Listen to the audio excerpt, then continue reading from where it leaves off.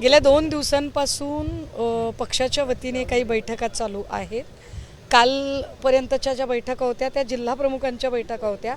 आजपासून संपर्क प्रमुखांच्या बैठका सुरू झालेल्या आहेत. आज ज्याच्यामध्ये पश्चिम महाराष्ट्र आणि उत्तर महाराष्ट्र यांच्या बैठका, उद्या कदाचित मराठवाड्याच्या संपर्क प्रमुखांच्या बैठका होतील. यामध्ये काही नवी जुनी काही फेरबदल, काही बांधणी आणि काही नव्याने काही उपक्रम आहेत. जे उपक्रम देणं आहे, विशेषतः वंदनीय बाळासाहेबांचं जे काही जन्मशताब्दी वर्ष आहे त्या अनुषंगाने काही प्रोग्राम आहेत. त्या प्रोग्रामची खांदेपालट केली जाणार असं म्हटलं जातं. मे जून कुठली खांदेपालट करायची आहे? जिल्ह्यामध्ये स्थानिक नाही, जिल्ह्यातलं तर हे आपण दरवेळेला करतच असतो. काही जिल्हा प्रमुख नव्याने बदलायचे असतात. 2 वर्षांनी 3 वर्षांनी त्या प्रत्येकाचा परफॉर्मन्स असतो आणि तो परफॉर्मन्स बघून आपण त्यानुसार त्याच्यातले फेरबदल होतात. तर ते फेरबदल ते सगळीकडेच, म्हणजे ते काही फेरबदल कदाचित नाशिकला असतील, काही सोलापूरला असतील किंवा पुण्यात असतील, तर हे फेरबदल होतील. खरात प्रकरणावर तुम्ही अनेक पुरावे, अनेक गोष्टी बाहेर आणत आहात. न्यायालयीन कोठडी खराताला सुनावलेली आहे आणि उद्या परत कोर्टात त्याला हजर केलं जाणार आहे. खरात प्रकरणामध्ये आम्ही वारंवार म्हणतोय की फक्त महिला लैंगिक शोषणच नाही, तर या सगळ्या प्रकरणाची व्याप्ती खूप मोठी आहे. आणि मला पुन्हा मी म्हणते की खरंच राज्याच्या गृहमंत्र्यांना हे प्रकरण लॉजिकल एंडला न्यायचं आहे का, की फक्त मित्रपक्षांना सेट करायचं आहे? नेमका काय विषय आहे? कारण लॉजिकल एंडला जर प्रकरण न्यायचं असेल तर केसरकर असतील किंवा ज्यांनी पहिल्यांदा या तीर्थक्षेत्राला प्रवर्गाचा तीर्थक्षेत्राचा दर्जा दिला होता ती मंडळी असतील, किंवा त्याच्या नूतनीकरणाच्या परवान्याच्या निमित्ताने विखे पाटलांचे OSD राहुल खुताडे असतील, या सगळ्या लोकांच्या चौकशा अजूनही झालेल्या नाहीत. शिवनिका ट्रस्टच्या आजी माजी संचालकांच्या चौकशा होतील असं म्हटलं होतं, पण त्या चौकशी अजूनही झालेल्या नाहीत. नामकर्ण आवारे, जो या सगळ्या प्रकरणाच्या मुळाशी असणारा माणूस, की ज्याने खरात हा कसा चमत्कारी सिद्ध पुरुष आहे, त्याच्या अत्यंत सुरस कथा पसरवल्या, त्यासाठी पुस्तकं लिहिली, त्यासाठी वेगवेगळे ब्लॉगर बोलावले, त्या ब्लॉगरकडून टुरिस्ट ब्लॉग तयार करून घेतले, यूट्यूबला त्याची माहिती पाठवली, ह्या सगळ्या गोष्टी करणारा जो होता तो नामकर्ण आवारे होता. त्या नामकर्ण आवारेची चौकशी अजून सुरू झालेली नाही. या प्रकरणात चाकणकर ज्यांचे 2 राजीनामे झाले पण त्यांची चौकशी अजूनही झाली नाही, ती चौकशी होणं गरजेचं आहे. आकाश चौधरी, त्या आकाश चौधरीला अजूनही कुणीही धक्का लावलेला नाही, तर ते सुद्धा गरजेचं आहे. या सगळ्या संबंधाने आम्ही वारंवार जे प्रश्न उपस्थित करतोय, मी कालपासून राज्याच्या मुख्यमंत्र्यांची वेळ मागितलेली आहे. ती वेळ जर मला कदाचित उद्या मिळाली तर उद्यासुद्धा मी त्यांची भेट घेऊ शकेन. पुरावे आहेत जे तुम्ही देणार आहात? काही गोष्टी आहेत की ज्या इनपुट मला वाटतं की मी मुख्यमंत्र्यांच्या सोबत शेअर केले पाहिजेत आणि त्यांच्याशी सुद्धा या संदर्भाने बोललं पाहिजे. कारण अडचण अशी आहे की एक तर महिलांच्या डिग्निटीचा प्रश्न आहे. खूप अशा गोष्टी आहेत की ज्या कदाचित आम्हाला डिस्क्लोज करता येत नाहीत. खूप अशा गोष्टी आहेत की ज्याच्यामध्ये 16 वर्षापूर्वी पहिलं शोषणाचं प्रकरण घडलं ते आजतागायत. कित्येक महिला त्यांच्या आयुष्यात मूव्ह ऑन झालेल्या आहेत. अशा वेळेला त्यांचा एक जो चांगला सुखी संसार आहे तर त्याच्यातसुद्धा प्रॉब्लेम होऊ शकतात. त्यामुळे विषय खूप नाजूक पद्धतीने हाताळण्याची गरज आहे. परंतु या सगळ्यांमध्ये जेव्हा काही पोलीस अधिकाऱ्यांची नावं समोर येतात त्यावेळेला मात्र आम्हाला ते थोडंसं जरा त्रासदायक वाटतं, धक्कादायक वाटतं. त्यामुळे त्याही संदर्भाने माहिती ही मुख्यमंत्री महोदयांच्यासोबत शेअर करणं गरजेचं आहे. काही असे लोकप्रतिनिधी आहेत की जे लोकप्रतिनिधी कदाचित मागील मंत्रिमंडळामध्ये होते, कदाचित चालू मंत्रिमंडळामध्ये आहेत, आणि अशा काही मंत्र्यांच्या बाबतच्या काही जेव्हा गोष्टी पुढे येतात तेव्हा त्याही संबंधाने चर्चा होणं अपेक्षित असतं. ही चर्चा माननीय मुख्यमंत्र्यांच्या सोबत करायची. पत्नी फरार आहे, मुलाची काल चौकशी झाली. खराच्या पत्नीच्या नावावर अनेक आर्थिक व्यवहार आहेत. मी मागेही म्हटलं की हा जो भांडे नावाचा जो अधिकारी आहे, ज्याला पुन्हा त्याच्या डिपार्टमेंटला पाठवून दिलं, या भांडेची पत्नी, त्यांचे काही आर्थिक व्यवहार आहेत. या आर्थिक व्यवहारांची म्हणजे भांडेला नुसतं त्याच्या डिपार्टमेंटला परत पाठवणं पुरेसं नाही, भांडेचं निलंबन होणं गरजेचं आहे आणि भांडेची चौकशी होणं गरजेचं आहे.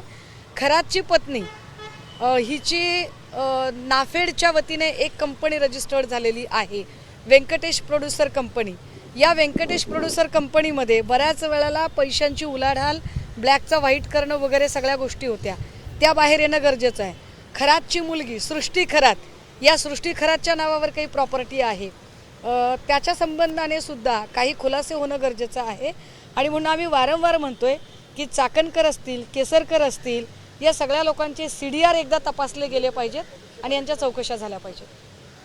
अकोल्यामध्ये एक घटना घडली. अकोल्यामध्ये पोलिसांनीच एका आरोपी महिलेकडे सकाळी मी ती माहिती घेतली. एका ASI दर्जाच्या अधिकाऱ्याने ज्या पद्धतीने पोलीस कोठडीत असणाऱ्या महिलेला, विशेषतः तिच्या मुलीच्या बोलावून तिच्याकडे जी मागणी केली ती अत्यंत धक्कादायक आहे.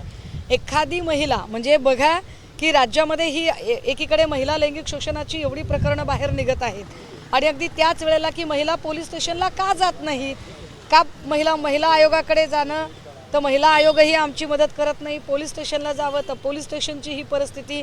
जर रक्षकच अशा पद्धतीने बुभुक्षित नजरेने महाराष्ट्रातल्या लेकीबाळींकडे बघत असतील तर फक्त निलंबन एवढं पुरेसं नाही, त्याच्यावर रीतसर गुन्हासुद्धा दाखल होणं गरजेचं आहे, जेणेकरून भविष्यात कुठल्याही खात्यातल्या माणसाकडून अशा पद्धतीचे गैरवर्तन होणार नाही. काल न्याय पद्मसागर नावाचे जैन मुनी आहे, त्यांनी असं वक्तव्य केलं आहे की ताराराणी या ज्या आहेत साहेब, ताराराणी साहेब ह्या देखील जैनच होत्या. मला असं वाटतं की कुठल्याही समाजासाठी, म्हणजे काही लोक असे असतात जे एखाद्या जात आणि धर्माच्या पलीकडे जाऊन त्यांचं कार्यकर्तृत्व मोठं करतात. ते कार्यकर्तृत्वाची जी ती त्यांची रेषा असते ती इतकी मोठी असते. महाराणी ताराराणीसुद्धा असंच एक महत्त्वाचं नाव आहे. असं एखादं कर्तृत्ववान नाव आपल्या समुदायात यावं असं कुणालाही वाटणं स्वाभाविक आहे, पण त्यामुळे इतिहास मोडला जाऊ नये, इतिहास पुसला जाऊ नये. अर्थात ते मुनी आहेत आणि त्यांच्याकडून आम्हाला या सगळ्या गोष्टींची अपेक्षा आहे की ज्यामुळे इतिहास मोडला जाणार नाही किंवा कुठल्याही पद्धतीने दोन समाजामध्ये, दोन धर्मांमध्ये तेढ निर्माण होणार नाही, याची काळजी पथदर्शी म्हणून त्यांनी सुद्धा घेतली पाहिजे, इतकंच आम्ही म्हणू. खरात प्रकरणावर रोहित पवारांनी एक ट्विट केले, ज्यामध्ये अजित पवारांच्या फोटोवर फुल्या मारलेल्या आहेत. त्याचा काय अर्थ काढायचा किंवा त्याच्याबद्दल काही माहिती? मी आपल्याला हेच सांगायचा प्रयत्न करते, माननीय मुख्यमंत्र्यांना भेटूनही आम्हाला काही मुद्दे जे खुलासेवार बोलायचे त्याच्यात अनेक गोष्टी आहेत ज्या कदाचित मला पब्लिकली बोलता येणार नाहीत, पण असे अनेक लोक होते महाराष्ट्रातले महत्त्वाचे, ज्याला आपण महाराष्ट्रातले बिनीचे शिलेदार म्हणू, अशा बिनीच्या शिलेदारांच्या फोटोवर का फुल्या मारल्या गेल्या, हे करंगळी कापणं आणि अशा बिनीच्या शिलेदारांच्या फोटोवरती रक्त सांडणं, याचे नेमके अर्थ काय होतात, हे काय प्रकरण आहे. आणि अशा पद्धतीने जर लोकप्रतिनिधीच जर अशा एका अघोरी विद्येला जर सामोरे जात असतील तर सर्वसामान्य लोकांच्या मनातली अंधश्रद्धा कधी निघेल. पण विशेषतः अजितदादांच्या संदर्भाने VSR कंपनीची लोक, खरातशी असणारा त्यांचा कनेक्ट आणि VSR कंपनीवर अपघाताचा जाणारा संशय, हे सगळं जर गौड बंगाल बघितलं तर गंभीर आहे. आणि म्हणून पुन्हा पुन्हा जे म्हटलं जाते की या सगळ्या लोकांची CDR तपासणं गरजेचं आहे. ते जे नरेश अरोराकडे संशयाने बघितलं जाते राष्ट्रवादीमध्ये, त्या नरेश अरोराचं कंत्राट जे आहे या सगळ्या NCPच्या कामाचं ते नव्याने रिन्यू केलं जाणार नाही, तसे त्यांना विरोध पक्षातल्या नेत्याकडनंच होतोय असं कळतं. जेवढी माझी माहिती आहे, खरं तर त्या पक्षात काय चाललंय यावर मला बोलायचा काहीच अधिकार नाही आहे, मात्र नरेश अरोराला पुढचं असाइनमेंट देऊ नये यावर कदाचित दादासुद्धा ठाम होते, कारण अरोरामुळे अनेक गोष्टींचे प्रॉब्लेम झाले होते. अरोरा फक्त PR एवढ्यापुरतं न करता अरोरा त्यांच्या डिसिजन मेकिंगमध्ये सुद्धा जर ढवळाढवळ करतायत अशी चर्चा जेव्हा आतल्या आमदारांकडून बाहेर येते तेव्हा हे गंभीर असतं. पण सरते शेवटी डिझाईन बॉक्सला काम द्यायचं की नाही द्यायचं हा त्यांचा पक्षांतर्गत निर्णय आहे, त्यावर आपण. तावडे असं बोलल्या ताई की त्या एका कार्यक्रमामध्ये की मला 3 वर्षापासून माझा घसा खराब होता, तो बरा होत नव्हता, जैन मुनी न्याय पद्मसागर यांच्या आशीर्वादाने तो बरा झालेला आहे. कुठतरी अंधश्रद्धेला खतपाणी घालण्याचा प्रकार हा वाटत नाही? मला वाटतं की 24वे तीर्थंकर भगवान महावीर यांनी जेव्हा जैनिझमची स्थापना केली तेव्हा त्यांनाही कुठलेही चमत्कार अपेक्षित नव्हते. किंबहुना जेवढे म्हणून सगळ्या धर्माचे आयकॉन आहेत त्यांना हे चमत्कार अपेक्षित नाहीत. मध्यस्थांनी हे सगळे चमत्कार निर्माण केलेले आहेत, पण लोकप्रतिनिधींनी त्यांना थारा देता कामा नये. कारण लोकप्रतिनिधी, मी पुन्हा पुन्हा म्हणते की लोकप्रतिनिधी हे पथदर्शी असतात, त्यांच्याकडे बघून सर्वसामान्य लोक आपलं जगणं जगत असतात. जर महापौर पदावरच्या व्यक्तीनेच जर असं स्टेटमेंट केलं तर खाली अंधश्रद्धा पसरायला वेळ लागत नाही. त्यामुळे निश्चितपणे महापौरांनी आपल्या पदाची गरिमा ठेवत घसा कशाने नीट झाला हे सांगण्यापेक्षा मुंबईतले ड्रेनेज कसे नीट सुधारता येतील, मुंबईतल्या ट्रॅफिकला कशी शिस्त लावता येईल, मुंबईतल्या अनेक रस्त्यांवरचे खड्डे कसे कमी करता येतील आणि मुंबईकरांच्या घशामध्ये होणारं हवेचं प्रदूषण ते कसं कमी करता येईल यावर त्यांनी जास्त लक्ष द्यावं. मला वाटतं त्यांची नेमणूक त्या कामासाठी आहे, त्यांना कळलं पाहिजे. दीपक आबा साळुंके असतील, हेमंत गोडसे असतील, हे देखील खरात प्रकरणात वादाच्या भोवऱ्यात अडकलेले आहेत. अंधश्रद्धा निर्मूलन समितीने थेट हेमंत गोडसे यांची चौकशी व्हावी अशी मागणी SIT कडे केलेली आहे.